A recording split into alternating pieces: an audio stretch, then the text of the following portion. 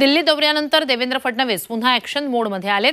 दिल्लीच्या बैठकीत देवेंद्र फडणवीस यांनी राजीनामा न देता प्रशासनात राहूनच पक्ष संघटना मजबूत करावी अशा आशयाची चर्चा झाली आहे। त्यानंतर देवेंद्र फडणवीस मुंबईत परतताच नागपूरमधल्या महत्त्वपूर्ण प्रकल्पांची आढावा बैठक घेतली आहे। देवेंद्र फडणवीस यांनी मला सरकारमधून मोकळं करावं अशी भूमिका मांडली होती, मात्र भाजपच्या वरिष्ठ नेत्यांनी त्यांच्या या भूमिकेला नकार दिलाय।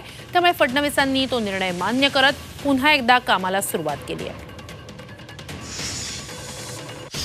भारतीय जनता पार्टीच्या प्रदेशांनी देवेंद्रजींना सरकारमध्येच राहून भारतीय जनता पक्षाला संघटनेला मदत करावी अशी विनंती आम्ही केली आहे आणि त्यांनी ती विनंती मान्य केली असं आम्ही समजतो। केंद्रीय नेतृत्वाने सुद्धा आमची विनंती मान्य केली असे आम्ही समजतो।